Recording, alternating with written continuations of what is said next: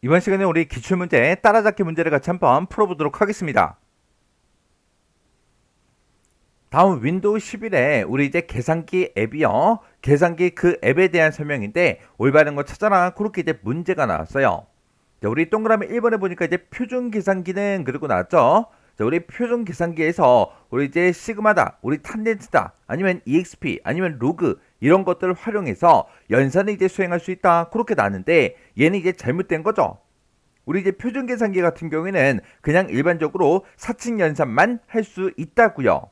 이런 것들을 이제 활용해서 우리가 계산을 하려면 표준 계산기가 아니라 우리 이제 공학용 계산기 얘를 이용해서 계산을 이제 해줘야 되겠죠. 그래서 우리 1번은 이제 틀린 거고요. 2번에 보니까 날짜 계산기요. 날짜를 계산해주는 그 계산기에서는 일정을 이제 관리하거나 알람 그런 것들을 이제 설정할 수 있다. 그렇게 나왔는데 얘도 이제 잘못됐죠. 얘는 말 그대로 계산기예요. 그래서 우리 날짜에 대해서 계산만 해주는 거지 일정을 관리하거나 알림을 이제 설정할 순 없습니다.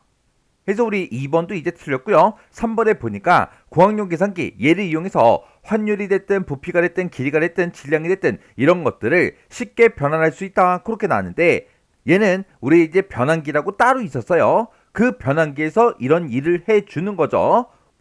우리 공학용 계산기에서는 이런 이제 삼각법이나 함수 같은 것들 이런 것들을 이제 활용해서 연산을 해주는 거였어요. 그래서 이 공학용 계산기는 최대 32자리까지 계산을 할 수가 있었습니다.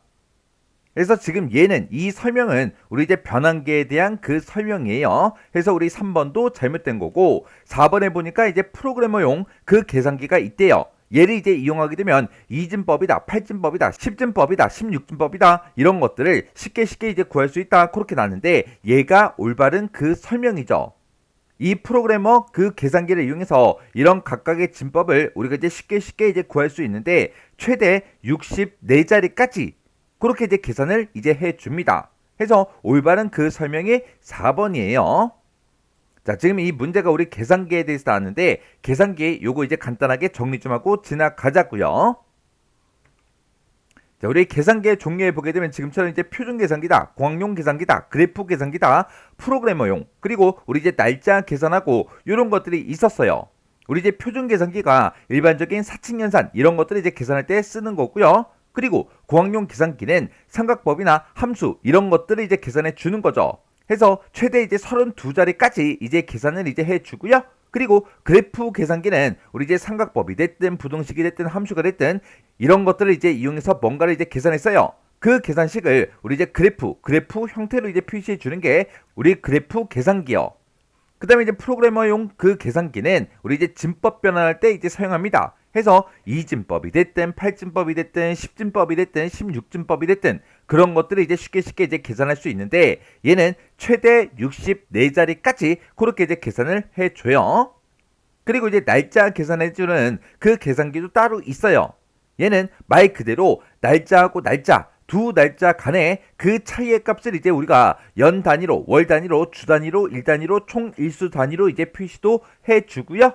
그리고 특정 날짜가 있을 때 이 날짜에다가 며칠을 추가한 그 날짜가 며칠이냐, 아니면 며칠을 이제 뺀 날짜가 며칠이냐, 그런 것들을 이제 계산할 때 쓰는 게 우리 날짜 계산이에요.